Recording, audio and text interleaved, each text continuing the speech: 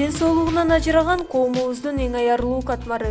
Алар үчүн шаарларда кандай шарттар каралган? Кыймат чийме өтүп аткан машиналарда бул балдар менен жүрүш деле кыйын, чын айтсам. Майыптыгы бар адамдардын мүмкүнчүлүгүн эмне чектейт? Машинадан аз калатка чыкалар деп ойлойсузбу? Менге окшогон бир киши тумалап кетти өткөн күн, мен өзүм көзүм менен көрдүм. Жашоосун жакшыртуу үчүн жасалган аракеттер. Дарнекер участокко мен өзүм пандус кылып койдум. Өз колум менен. Көрүнбөстөн көбөйгөн көйгөйлөр. Мүмкүнчүлүгү чектелген балдар жылдан жылга саны өсүүдө. Балдарга күчөтүлгөн камкордук. Буттарын ача албайт эле, мынау турушат эле. Азыр экинчи лечениялардан бул көнө баштады да бергенчи. Шок алып кел дейт өзүчү. Өздөрүн жумуш менен камсыз кылган жарандар. Миллиондогон сомдорго заказдарды аткарабыз. Миллиондогон сомдорду заказдарды аткаруу деген ошол ар бир миллиондун ичинде майыптардын эмгек акысы, алардын жашоо турмушунун оңолушу, кыскасын айтканда ошолордун тагдыры жатат. Эртеңки күндү тосууга жардам берген ишенич. Все равно много, да, проблем, но я знаю, что они не работают.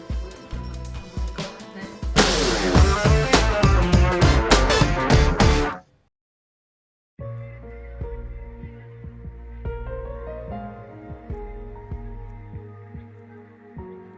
Бүгүн Умиданын биринчи жолу көчөгө чыгышы. Көп жылдан бери адамдардын таңыркап караганы, орой мамиле жасаганы ага оор тиет. Эми гана коомчулук аралашып, чебер кесибин өздөштүрүү үчүн келди. Бул үчүн Смайл Кийчи коомдук фондунун кызматкерлери көп аракеттерди жасашкан. Мы оказываем юридические услуги. Биз юридикалык жана социалдык кызматтарды көрсөтөбүз. Компьютерде иштөөнү, токуп тигүүнү жана англис тилин окутуп үйрөтөбүз. Учурда биз 50 үй бүлөгө, алардын ичинен 30 балага жардам көрсөттүк. С ограниченными возможностями не нарушали, соблюдали. Умиданын арабага отуруп калганына 12 жыл болду. Ал Ош шаарында майыптыгы бар адамдар үчүн кандай шарттар бар экендигин көрсөтүп берүүнү чечти. Бирок видеого тартылып бүткөн соң бетин көрсөтпөөнү суранды. Азырынча 20 жаштагы кыз эфирге чыгууга даяр эмес. Жүргүм келет го, бирок жүрө албайм. Жолдор өңгүлдөнгүл, шарттар жок жүрөйүн десең. Машиналарга чыгайын десең албайт. Анын үстүнө чыгыш кыйын, тепкичтеринен кантип чыгат элем. Калгандары эми бутунда басышат. Мен майып арабада отурсам чыга албайм да. Жөө адамдар жүрүүчү жолдор тегиз эле. Балким бул жолдун боюнда ишканалар бар үчүн. Ишкана жок жердеги тротуарларды оңдоо керек. Биринчи бара турган жайыбыз калты социалдык жактан коргоо бөлүмү. Элдин аярлуу катмарына жардам берүүчү мекеменин босогосу тар. Пандустар араба ээси өз алдынча жардамсыз өтүүгө ыңгайлуу болушу керек. Ал үчүн атайын курулуш нормалар бекитилген. Мен бул жерге кызым менен келдим. Чыгыш кыйын болду. Жолу сыйдан, пандустун бар экени жакшы, бирок бийик. Майып арабада бала менен чыга албайт. Бийиктигин бир аз азайтуу керек.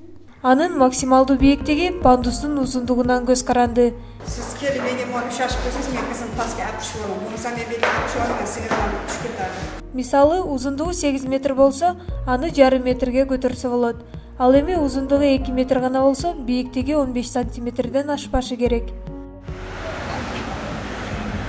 Жолубузду улантабыз. Экинчи пункт дарыкана. Кирүү кыйын болгон жок.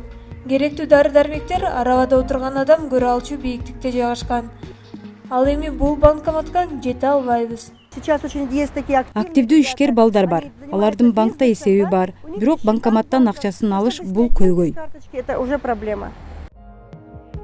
Бирок эс алуу үчүн саякатка барып келсек болчу да экен. Жакында мына 1-июлдан тарта уже прямой Ош-Тамчы рейси ачылат.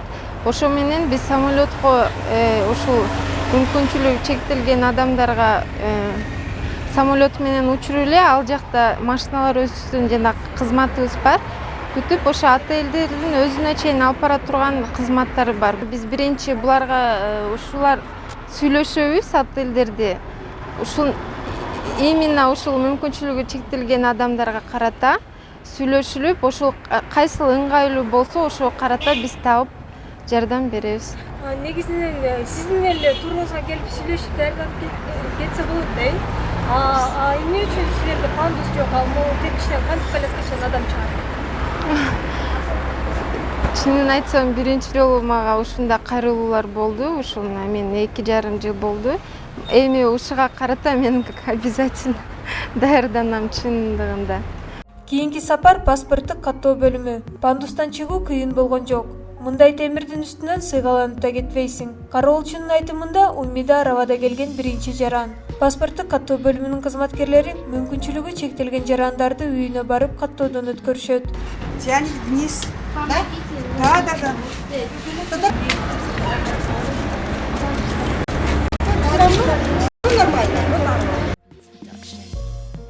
Бул совет мезгилинен калган имарат.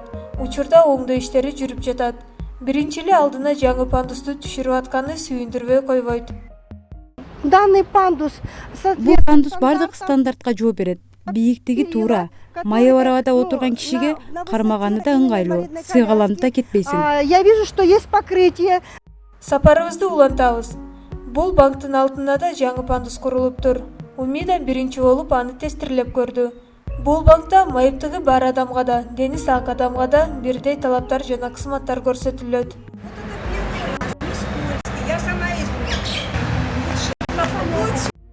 Мүмкүнчүлүгү чектелген жарандардын жолду кесип өтүүсү да кээде кыйынчылык жаратат. Чыдамы жок айдоочулар аз эмес. Бирок жардамга муктаж адамга кайдыгер болбогон инсандарыбыз да көп.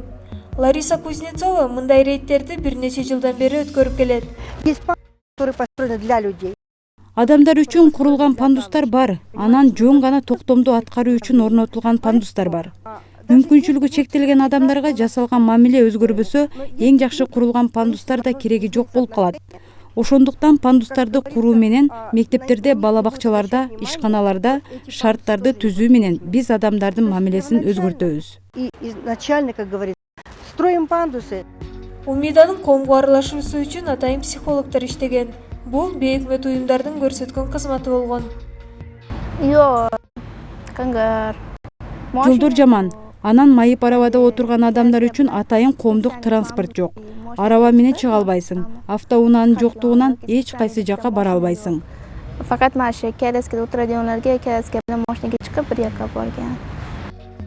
Умида менен болгон сапарыбыз аягына чыкты. Ал кайрадан үйүнө кайтуу үчүн троллейбус же маршруткага чыга албайт.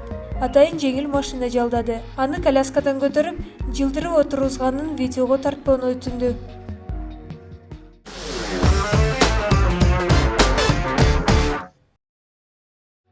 Мыйзам боюнча бардык коомдук маданий жайларда, мамлекеттик мекемелерде майыптыгы бар адамдар үчүн шарттар каралышы керек. Көп убактысын көчөдө өткөргөн Альберт Ахметов Жалал-Абад шаарындагы шарттардын жакшы билет. Инструменттер болуп калса, баары болуп калса, мен өзүм жасайм ушуну. Өз колум менен жасайм. Аптекаларда жок биринчиден. Больницалар жок экинчиден. Ана мисалы дармекер участокко мен өзүм пандус кылып койдум. Өз колум менен.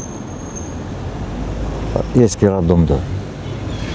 Ошол пандустарды мен кылдым. Бирген үчүн адамдар келсин деп, жардам бериш керек деп.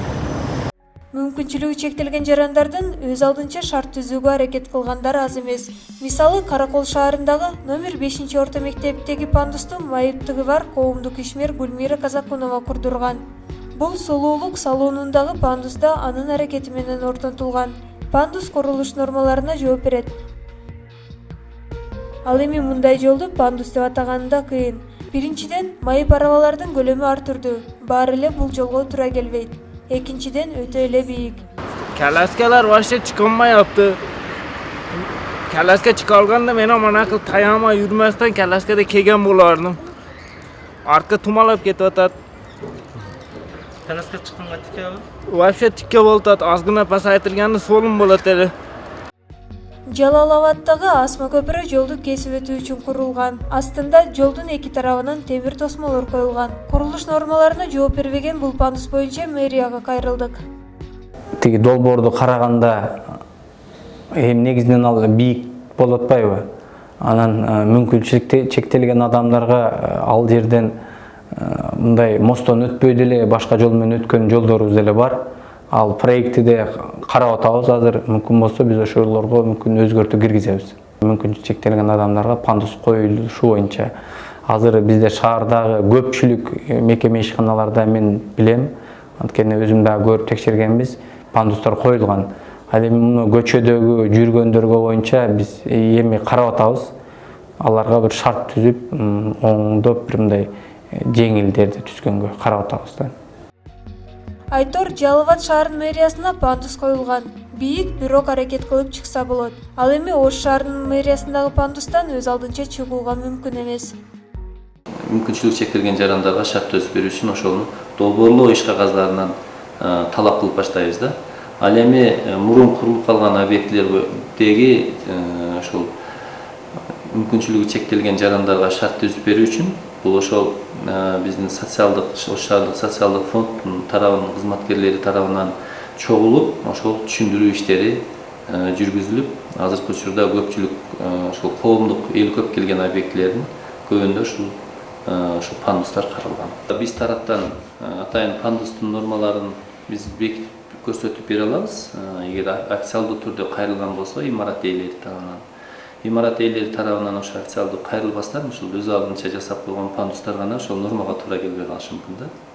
Аларды кайрадан оңдоо түзөөгө тийиш. Кыргызстанда 156 миң майыптыгы бар адам жашайт. Алардын 26 миңин 18 жашка чейинки жаш балдар түзөт.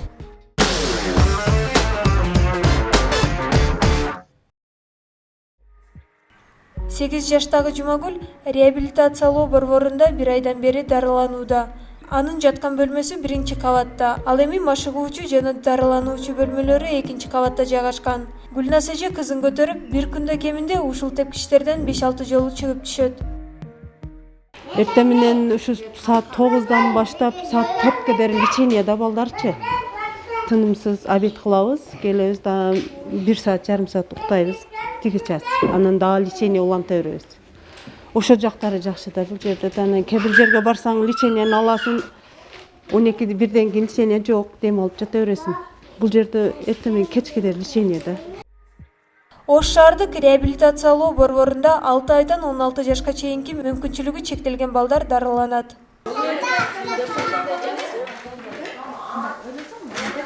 Мурун бул жерде медициналык гана жардам көрсөтүлсө, былтырдан бери кошумча педагогикалык, усулдук, психологиялык, укалоочу, машыгуучу бөлүмдөр ачылган.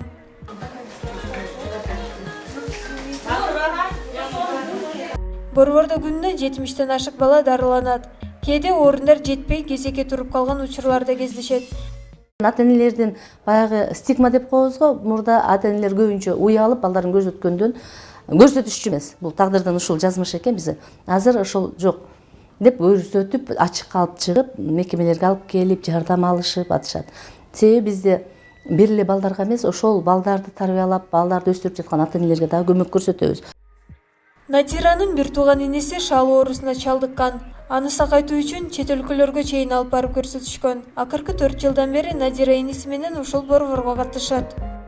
Врачтар мамилеси жакшы, башкалардын мамилеси жакшы. Мондай волонтерлор, ошо психологдор окутат, үйрөтөт, ойнотот, бар жоо жакшы. Просто мына ремонту жок, биринчи этаж, палаталардын ремонту жок. Инвалид балдар болгон үчүн алар жөрмөлөйт, баса албагандан кийин, эне постоянно көтөрүп жүрө албайт, булар эми чоңоюп калды.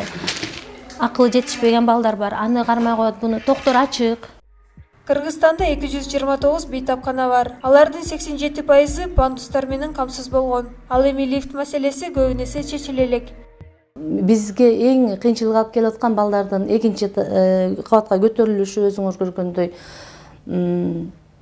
бул жердеги алыны чөйрөдөгү бир аз кемчиликтер болуп атат да, жанагы майып балдар үчүн шарттар түзүлгөн эмес. Бизде эми мурдадан ошондой болуп калгандыгынан ошол үстүндө иштеп атабыз, проекттер жазып атабыз. Мен ойлойм, алдыга чыгабыз депчи. Былтыр реабилитациялык борбордун короосун оңдоо үчүн марафон өткөрүлүп, эми ремонт иштери башталып жатат.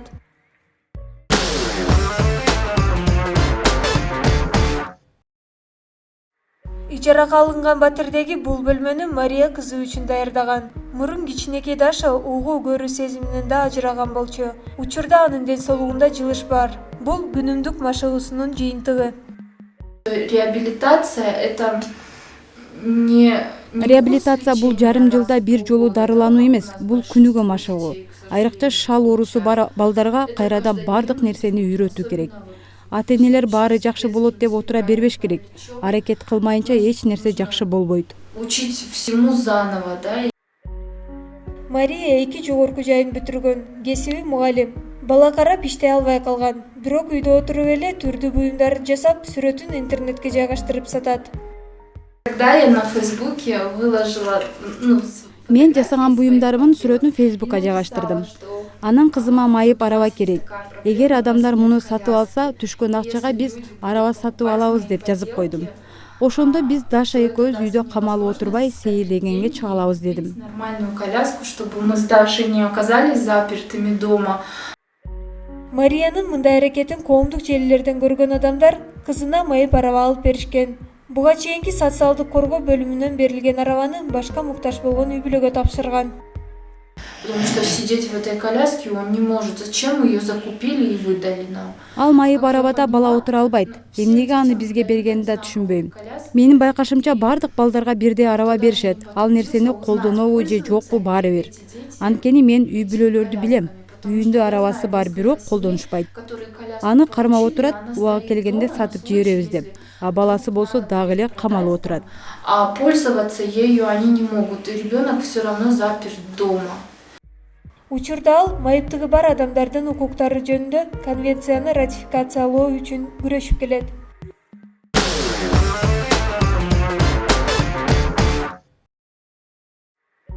Бул шахмат атайын көз айсыз адамдарга ылайыкталган. Шахмат оюнундагыдай жеңишке жетүүчү жолдорду сезимтал адамдар эче эле табышкан. Ал үчүн кыргыз азиздер жана дүлөөлөр коомун түзүп, ал аркылуу көйгөйлөрүн чечишет. Анан коомдун эмнеси жакшы экен, ушу уюшуп алып ушундай иш кылсаң жакшы экен деп коомду атынан сурансаң, неме кылсаң, мына биздин эмелер, министрлер, мына президент, жогорку кеңештин депутаттары карашат экен да. А мындай жаңгыздан неме кылсаң кыйын экен ал ишти аткарыш. Ошон үчүн биз дайым коомдун атынан кайрылсак, бизге дайым жардам болуп турат. Азыр бизде кандай жеңилдиктер бар? Эми 5 жылда биринчи, экинчи группадагы инвалидтерибиз эме алып турушат. Баягы курортторго 5 жылда бир путевка. 3-чү группалар 30% төлөшөт, 2-чү группалар 50%, 1-чү группалар неме бесплатно барышат да. Анан пенсия бизге эме төлөнөт, компенсация 1000 сомдон. Башка категориядагы инвалидтерге төлөнбөйт, бирок бизге төлөнөт да. Биз да биздин коомдун атынан суранып, ушундай немени баягы президенти өзүбүздүн башыбызда турган жетекчилерибиздин камкордугу деп эсептейбиз. Кыргыз азиздер жана дүлөөлөр коому совет мезгилинде 80 жыл мурун түзүлгөн. 20 жылдан бери ушул коомдо иштеген Шамшидин эке ар бир коомдун мүчөсүнүн көйгөйлөрүн жакшы билет. Ушу 20 жылдан бери такыр биздин ушу инвалид адамдар, көз көрбөгөн, кулак укпаган адамдар четте калып кетти, үйсүз калды. Буларды баягы частный квартирага да алышпайт да. Мындай акча төлөй албайт, же болбосо бир неме деп кандайдыр жактырышпайт да. Ошого байланыштуу аябай үйсүздөр көбөйүп кетти, кыйналышып атат деп кайрылсам, бизге жооп беришкен, макул үй салып беребиз деп. 2011 жылы мамлекеттик дирекция Ош жана Жалал-Абад шаарларында 40-45 батирлүү 2 үй куруп берген. Уюшумдуулугу жана ынтымагы менен айырмаланган коомдун мүчөлөрү республика боюнча бир нече ишканаларды ачышкан. Бул эмеректерди чыгаруучу жаңы цехтин курулганына 2 ай болду. Кыргыз азиздер жана дүлөөлөр коомунун түштүк үйрөтүүчү дыйкан ишканасына карайт. Ушул майыптарды жумуш менен камсыз кылуу, аздыр көптүр жашоо шартын жакшыртуу, кыйынчылыктарда жардам берүү, мына ушул биздин негизги милдетибиз болуп эсептелет. Ушул эле ишканада Мамарашит аке 20 жылдан бери эмгектенет. Анын кулагы төрөлгөнүнөн тартып укпайт. Мында майыптыгы бар адамдар журкан төшөктөрдү тигип, мамлекеттик аскердик мекемелерди камсыз кылышат. Мурун бул жерде 100дөн ашык адам иштечү. Азыр 32 адамга гана иш орундары бар. Закондо жазылган боюнча бардык мамлекеттик мекемелер республикада 10дон ашык ушул көз азиз дүлөйлөрдүн мекемелерине буйрутмаларды бериш керек. Бирок баягы эле кайдыгерлик биздин республикага тиешелүү. Мына ошол заказдар бизге адрес боюнча, биздин дарек боюнча түздөн түз түшпөстөн түрдүү жолдор менен башка жактарга бурулуп кетет. Станокторду алып, мебельный цехти үміт менен ишке киргиздик. Кудай буюрса бир биздин чоң жетекчи кызматкерлерибиз, биздин депутаттарыбыз, биздин министрлерибиз, биздин президентибиз баш болуп көңүл бурат деген үмүт менен отурабыз. Мамлекеттик буйртма жок эле болгон каражатына жууркандарды тигип отурушат. Ишкананын бардык кампалары толуп калган. Негизи эле коомдун мүчөлөрү колунан келген бардык жумушту аткарууга даяр. Өзгөн районунун Чымбай деген айылында 13 гектар сулуу жерибиз бар. Ошол жерлерге жашылчаларды өстүрөбүз, буудай өстүрөбүз, күрүч өстүрөбүз. Мына өткөн жылдагы күрүч. Биз күрүчтүн баасы ошто 140-150 сомго чыгып кеткенде да биз 60 сомдон майыптарды күрүч менен камсыз кылып турдук. Мына жакында эле биринчи сорт un таркаттык, мына остаткалар турат. Ошол эле өзүбүздүн буудайдан жасалган ундар, мына акысыз таркатабыз. 5 килограммдан күрүчтү акысыз бердик. Андан тышкары жыл боюнча кайсы мезгилде мүмкүн туулган күнү болот, үйлөнүү тойлору болот, кыргыздын салттарына ылайык түрдүү өздөрүнүн иш-чаралары болгондо ушул арзан наркта күрүч берип беребиз. Андан тышкары жыл бою айлыктын эсебинен ошол арзан баада өзү кааласа майыптарга ушул күрүчтер берилет. Мына резервде турган күрүчтөр. Ош шаарында биринчи жолу көз азиздер үчүн светофор пайда болду. Ал үчүн коомдун мүчөлөрү мэрияга кайрылган. Майыптыгы бар адамдардын мүмкүнчүлүгү чектелбейт деген үмүт бар. Бул үчүн биринчи кадамдар жүрүп жатат.